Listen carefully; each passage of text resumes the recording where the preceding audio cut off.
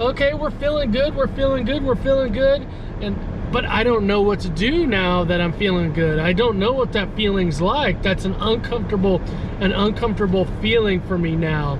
It's more uncomfortable to not be anxious than it is to be anxious. Let me say that for all you kids in the back.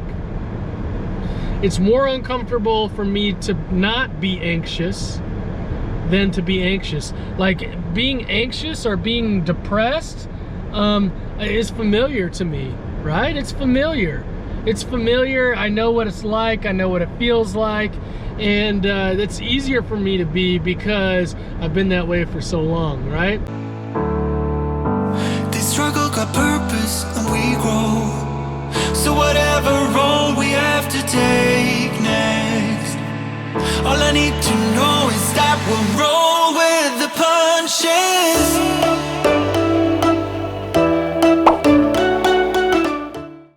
All right, y'all, here we are back for another day of Midwest Anxiety Daily. We're just riding around, we're cruising around, just knocking on clients' doors and just, you know, doing this community mental health thing, y'all. We're loving it, loving it. Love all that we got going on right now. We're rolling out those shows.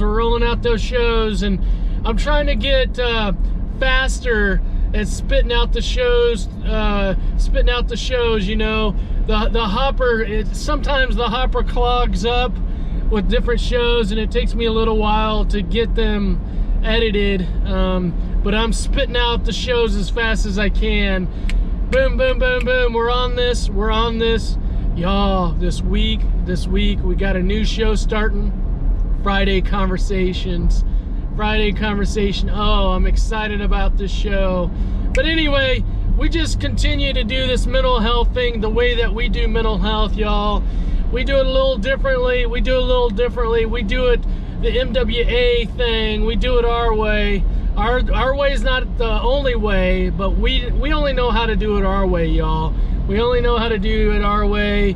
Mental health is a lifestyle, not a diagnosis. We like to have a little fun. Not only do we like to talk about the struggles, but we like to have fun. We like to celebrate mental health. We like to look at all the good things in life and be able to live life in both the strengths and the struggles, the good and the bad. All right, y'all. Sit back, put on your seatbelt, and enjoy this ride around today.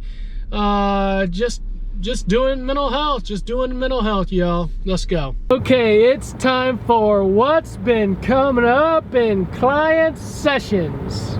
Well, I'm talking to all the people pleasers out there, all the people that like making other people happy. I'm included in this category. I'm a lifelong people pleaser. Always have. I grew up, the way that I got love was pleasing the people around me, that I would do things for them, or you know, I would just make other people happy. And so this is something that is pretty close to my heart. For all you people pleasers, you know that one thing, you're a giver, right? You're a giver. You like to give, you like to do things for other people. But the struggle is sometimes you don't give to yourself. And so you think about other people and you think about what they would like or what they would want. And sometimes that doesn't jive with you. It's not something that you want, but hey, I'll go ahead and do it for someone else. Because I want to make sure that they're happy. And if they're happy, then I'm happy. That, you know the saying, if mama's not happy, nobody's happy, right? Happy wife, happy life. You know what they say. Anyway, here's the thing though. People pleasing is a struggle, because when you let someone else have what they want, then you're taking away from yourself. And when that person is not happy with you, you didn't please them, then you get upset. You get upset, and then you don't know what to do when that other person's upset. And so then you try to please more, and you try to please more, and you try to please more. And sometimes, guys, girls, ladies, gentlemen, that doesn't work. You can't please that person. And so you start losing yourself. You start losing yourself. And guess what? Sometimes people will take advantage of that. They seek out these people. They know who these people are, right? Sometimes people pleasers can turn into codependents, right? And the codependents sometimes attract those narcissists, those people that think too much of themselves, and it's all about them, right? And so there's this constant a narcissist is, hey, I want you to do things for me. I want things done the way that I want them done. And the people pleaser is like, okay, all right, okay, I want to make you happy. I want to make you happy. And it doesn't make me happy, but I'll get over that. I'll get over that. And then when the people pleaser then tries to make that person happy and they're happy, then they're exhausted, because you're in this loop. You're in this loop of always trying to do something for someone else. And so what I try to do with people pleasers is I try to put it in reverse, okay? Put it in reverse. And the person that you need to please, the person you need to make happy is yourself. You need to make yourself happy. When you make yourself happy, you start to give love to yourself. You start to gain confidence for yourself, right? And then once you gain confidence, you're able to say, okay, now that person that I used to make happy, that I used to please all the time, there's some things that I'm going to be like, nope, I'm not going to give too much of myself to that person. I'm not going to make them happy, because that doesn't really make me happy. And so what I'm going to do is I'm going to establish some boundaries with that person. I'm going to establish some boundaries, and when I do, if they don't like those boundaries, because I've liked myself first, and I've given to myself first, and I've given myself love and confidence and strength, now I'm able to handle when I'm not pleasing someone else. I'm able to handle when someone's upset with me. I'm able to have kind of a foundation, an identity. I'm able to have that strength.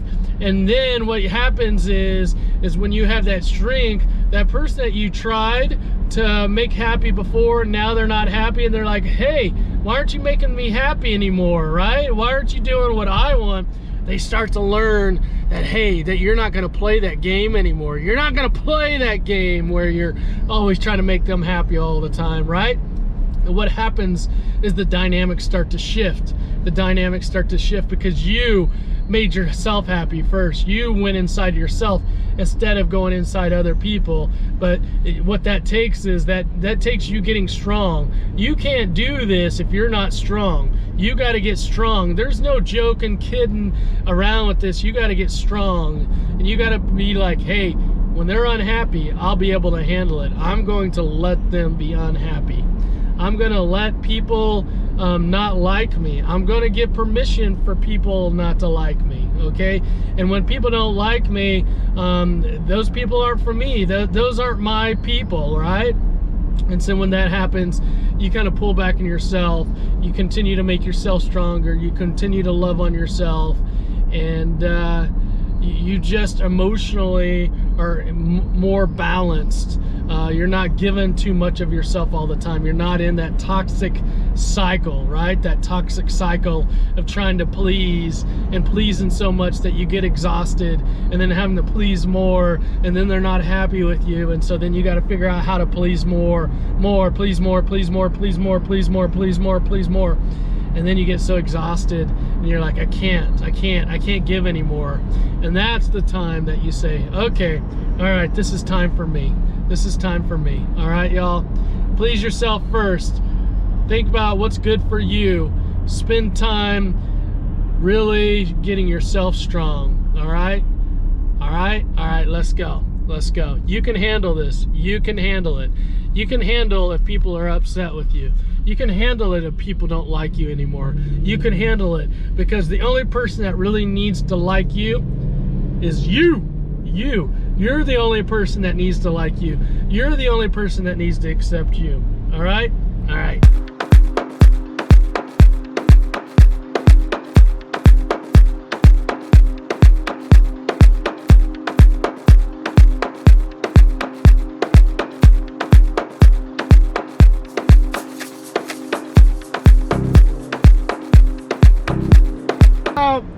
Something that's difficult here. Let's talk about something that's difficult. Working with the client, let's just say I'm working with a client and they're struggling, and the things that we're doing aren't working, and they're like, but Randy, I'm trying to do what you're telling me to do, and I do those things, but I still feel anxious, or I feel depressed. And you know, there comes a point in a conversation where we start talking about that the anxiety or the depression or the state of being that they've been in for so long that they don't know how to live in a different place, different state, right? Being that the anxiety, that the depression has become their identity. All right, and what we have to talk about is to overcome the anxiety, to overcome the depression. They have to change their identity. They have to be without the anxiety. They have to be without the depression. And for some people, they don't understand how to live in a way where they've lived for so long. They don't know how to be scared of not driving anymore. Even though there's the skills and the tools and all that stuff, we get to driving and okay, we're feeling good, but I don't know what to do now that I'm feeling good. I don't know what that feeling's like. That's an uncomfortable feeling for me now. It's more uncomfortable to not be anxious than it is to be anxious. Let me say that for all you kids in the back. It's more uncomfortable for me to not be anxious than to be anxious. Like being anxious or being depressed is familiar to me, right? It's familiar. It's familiar. I know what it's like. I know what it feels like. And it's easier for me to be because I've been that way for so long, right?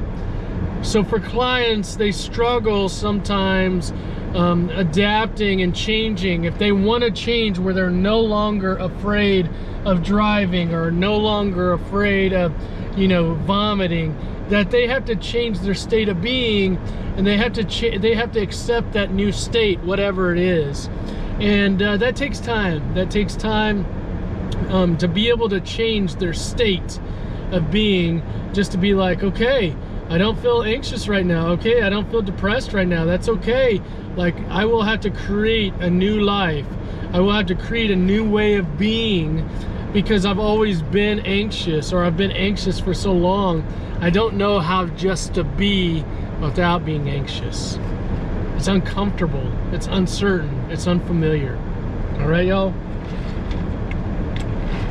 So, if you've struggled with anxiety for a while, depression, and you've been in therapy and you feel like you've got the skills, but you're still not changing, really think about, could you live without anxiety? Could you live without being depressed?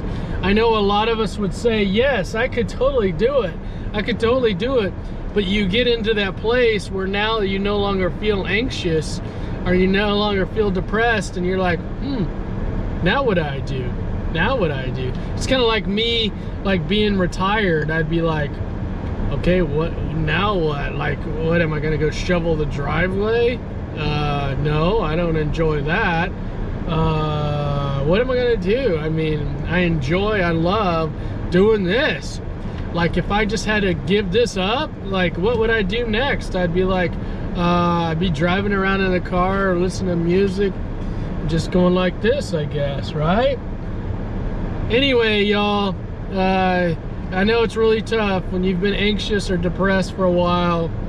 And that's been your state of being to really change that. What they say is you got to change your playmates and your playgrounds. You got to change the way that you do life. All right, y'all? Cheers. Cheers. On track, now we gon' way up. W's as easy as a layup.